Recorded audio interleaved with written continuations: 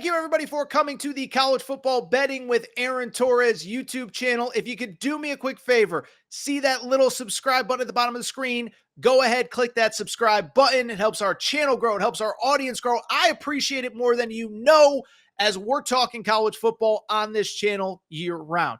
Appreciate your support. Click that subscribe button. Week 8 is here. There is only one game to talk about to start. Well, we could go in a couple different directions, but there's only one top 5 matchup. Texas hosting Georgia. Texas up to a 3.5-point favorite. The over-under in this game set at 55.5. And I was thinking about this game with the prep. Couple things here. First off, it's so awesome. Like, you know how in June, July, when we're all starving for that college football content and everybody puts out their games of the year, top 10 games lists? This game was everybody's number 1, number 2, number 3, and it has lived up to the hype. Both these teams are national championship contenders, certainly SEC title contenders as well. But I also think this is a game where we are going to learn a lot about both teams. Texas clearly has not played the toughest schedule to date, but they are, in my opinion, the deserving number 1 team. I think they're the number 1 team in the country, but whatever. And then, oh, by the way, Georgia, certainly battle-tested, but you talk about a team needing a win. We will talk about what is at stake for Georgia. Big game, fun game, Saturday night in Austin. So let's go ahead and dive in. From the Texas perspective, it's kind of wild, man. You know, I was talking to somebody about this the other day. Has there ever been a Red River game that felt less significant than this past weekend when Texas played Oklahoma? And we don't have to really revisit the game. But even 2 years ago, I mean, listen, Sark was starting to figure things out at Texas, but 2 years ago when Texas blew out Oklahoma, that was more Venables in year 1, third-string quarterback, whatever. Last Saturday in the Cotton Bowl was just sheer domination. Texas wins 34-3, and the one thing, if you listen to this show last week, I said, listen, everybody's focused on the Texas offense, and Quinn Ewers is coming back, and all those great running backs, and Steve Sarkisian, maybe the best play caller in college football. But I said, this is a championship caliber defense. That is going to be the story coming out, and I think it was. Now, we know Oklahoma, not very good on offense right now. O-line can't block. Michael Hawkins is running for his life. It doesn't change the fact that Texas was just absolutely incredible in this game, allowing, how about this, 3 total points, which we just mentioned, 260 yards of total offense, a lot of them in the fourth quarter when the game was decided. So Texas's defense appears to be great on paper. But as we look ahead to this game, it is worth noting, this is going to be by far the toughest test that Texas has had all season long. It was funny, in my prep work, I started kind of comparing notes on who has Texas played so far, where do they rank nationally. Saw my buddy Todd Furman from CBS Sports put out almost the exact same tweet verbatim that I had in my notes. But I'm just going to give you some quick numbers on Texas's opponents so far. So they have played Colorado State, Michigan, UTSA, UL Monroe, Mississippi State, Oklahoma. Colorado State, 86th ranked defense. Michigan, 86th ranked offense. Michigan, 119th ranked offense. UTSA, 67th ranked offense. UL Monroe, 127th ranked offense. Mississippi State, the 78th ranked offense. Oklahoma, the 125th ranked offense. 0 of those teams clearly in the top half of college football. Also worth noting the pass game specifically. Colorado, 102nd in passing. Michigan, 131st. They're down to their third quarter. They haven't figured out the quarterback situation at all.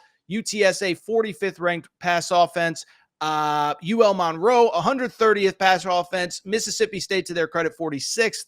Oklahoma, 123rd. So I bring it up because I like Texas. I said after the Michigan game, I thought they were the number 1 team in the country. I have not changed from that. But this is going to be, by far, their biggest test of the year. And the one thing as we switch to Georgia, you can't say the same about Georgia. Listen, we can criticize Georgia about a lot, and we're going to get into some of the good and the bad with Georgia. You can't say they're not battle-tested, though. That dominant win over Clemson looks better and better every single week. Kentucky, they survive. We can make fun of Kentucky. Mark Stoops is, that fan base is mad at him. But you can't deny they play great defense at Kentucky. That was on the road, hostile environment, Saturday night game. And then, of course, look, played at Texas as well. And so I'm not sitting here saying that it's the toughest schedule, or played at Alabama, excuse me.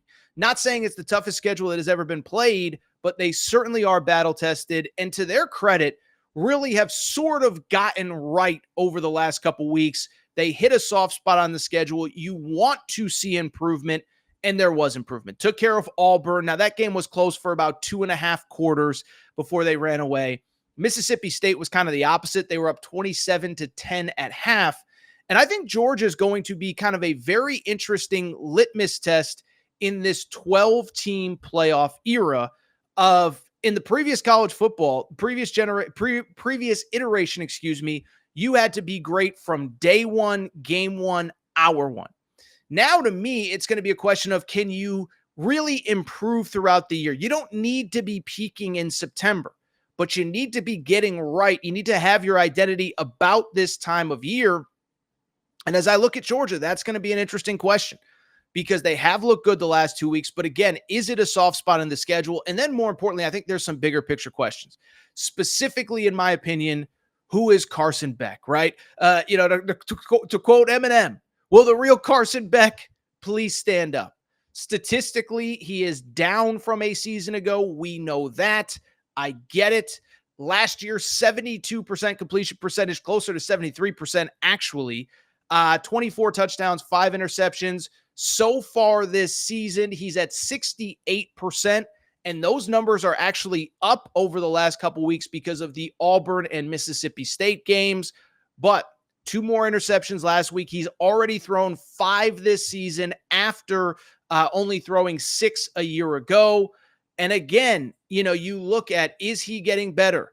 The run game. They basically could not run the ball against Kentucky. And the Alabama game is a little bit weird, right? Because in the Alabama game, they were basically in 2-minute offense the entire second half. So they did run the ball much better against Mississippi State and Auburn. So again, who is the real Georgia? Are they running the ball better, or did they hit a soft spot in the schedule? So with that said, that's everything you need to know leading into this game. And as far as a pick, before I even make my pick, let me say this. This game, out of all of them, I don't feel great about either side, and let me explain, because I think you can talk yourself into either side. If you love Texas like I do, you sit there and say home field advantage. Steve Sarkisian is maybe the best play caller. They got maybe the best O-line in college football. They're dominant so far this season. But if you like Georgia, and by the way, Georgia has not looked great in their biggest games. Lost one, could have lost another, didn't look great for a half against Clemson. But then you could look at the Georgia side of things, and Georgia, Georgia's in the weird spot of they haven't looked great, but they are battle tested. And I'll say this, I was thinking about this today, actually in the shower. Probably shouldn't share that information with you, but I was thinking about it in the shower. Does anyone have more at stake, not only this week, but can you remember a week 8 game with as much at stake for Georgia or for anybody as Georgia has this week? If they win, we're talking about them as potentially the best team in college football. Like, there is a world where if they win, they're either going to be ranked number 1 or number 2 in the country come Monday. And I think there's a lot of people that are going to say at Texas, best win of the season, they should be number 1.